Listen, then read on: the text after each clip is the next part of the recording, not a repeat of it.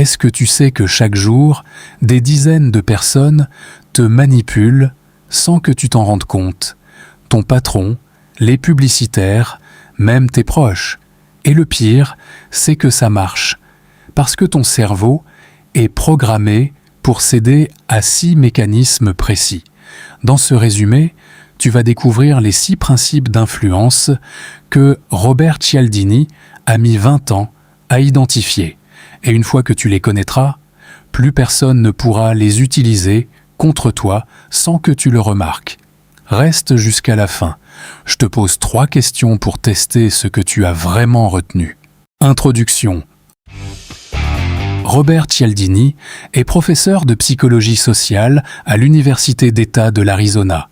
Pendant 3 ans, il s'est infiltré dans des agences immobilières, des compagnies d'assurance, des services de télémarketing.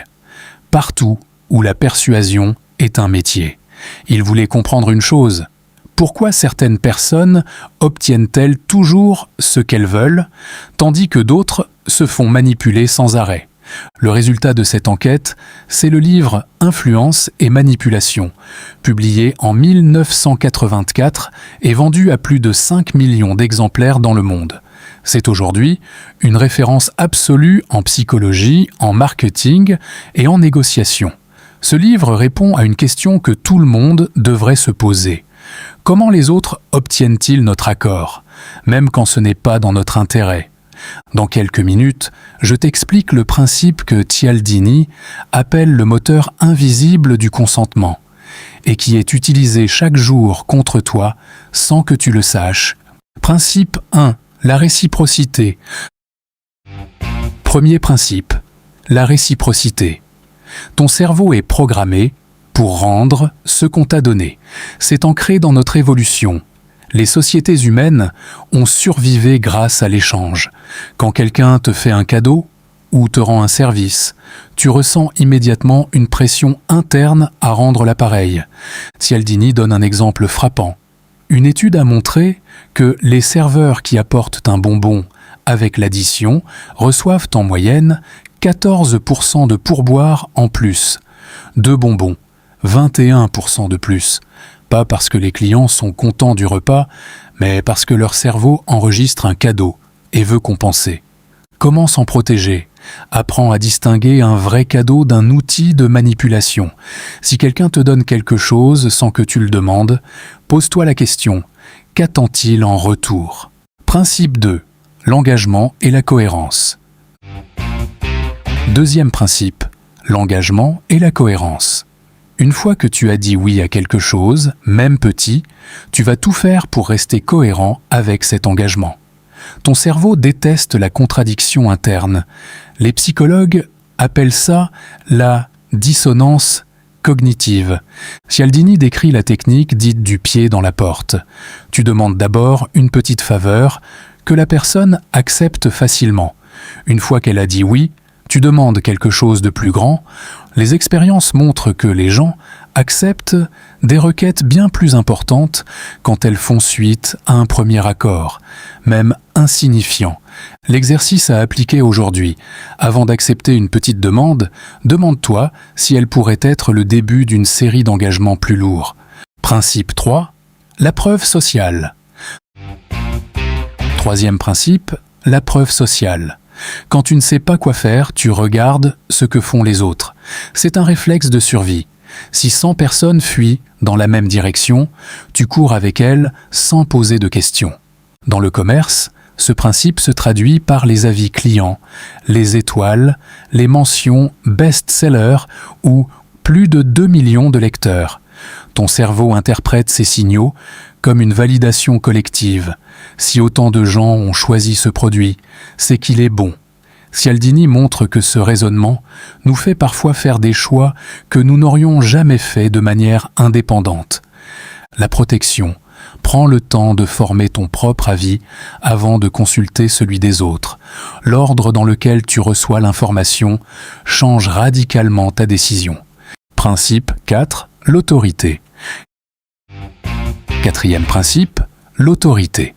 Nous avons été conditionnés depuis l'enfance à obéir aux figures d'autorité, parents, professeurs, médecins, directeur. Ce réflexe est utile la plupart du temps, mais il peut être exploité. Cialdini cite l'expérience de Milgram, dans laquelle des participants ordinaires acceptaient d'administrer des chocs électriques à des inconnus, simplement parce qu'un homme en blouse blanche leur disait de continuer. Dans la vie quotidienne, ce principe s'exprime par les titres, les uniformes, les certifications.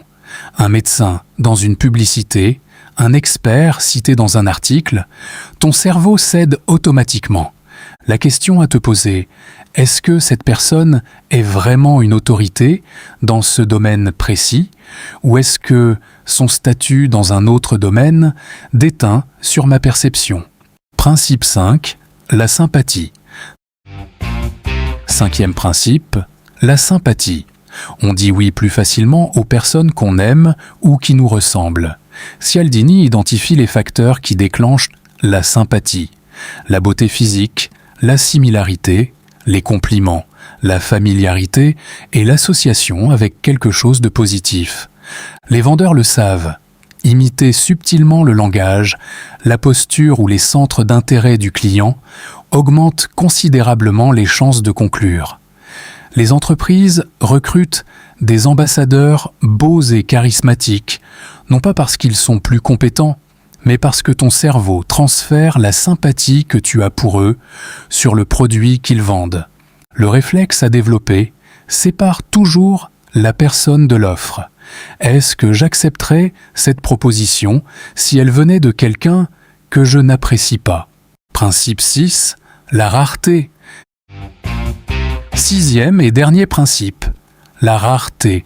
Ce qui est rare est perçu comme plus précieux. Ton cerveau est câbloé pour craindre la perte bien plus qu'il ne désire un gain équivalent. Les psychologues appellent ça l'aversion à la perte. Cialdini montre que les messages du type « offre limitée », plus que 3 places disponibles ou « cette opportunité disparaît dans 24 heures » créent une urgence artificielle qui court-circuite ta réflexion. Tu cesses d'évaluer si tu as vraiment besoin de ce produit. Tu réagis à la peur de rater quelque chose. La règle simple, chaque fois que tu ressens une urgence dans une décision d'achat ou d'engagement, c'est le signal de ralentir, pas d'accélérer. Ce qu'il faut retenir. Voilà les 6 principes que Cialdini a identifiés après 20 ans de recherche. La réciprocité, l'engagement et la cohérence, la preuve sociale, l'autorité, la sympathie et la rareté. Ces 6 mécanismes sont universels. Ils fonctionnent sur tout le monde, y compris les personnes qui les connaissent. La différence, c'est que ceux qui les connaissent peuvent les reconnaître au moment où ils s'activent et choisir consciemment comment réagir.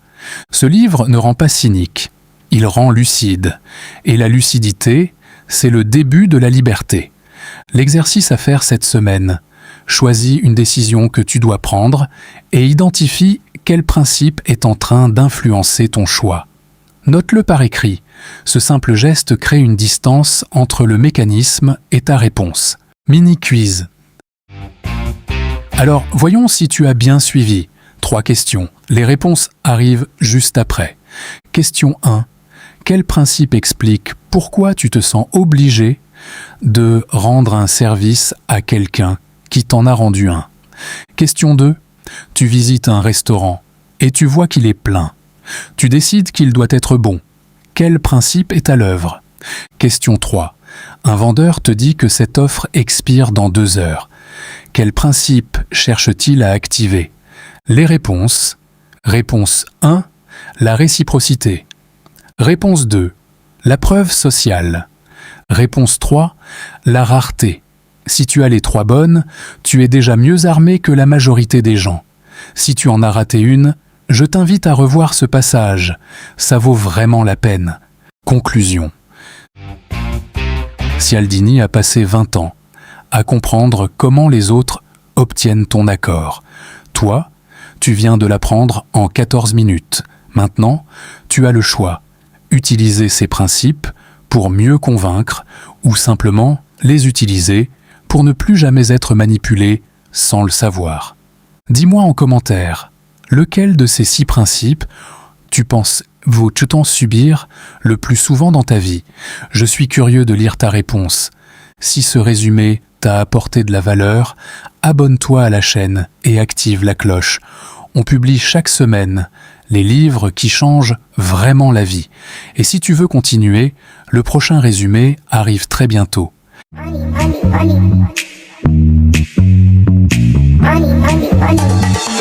Crazy about my money.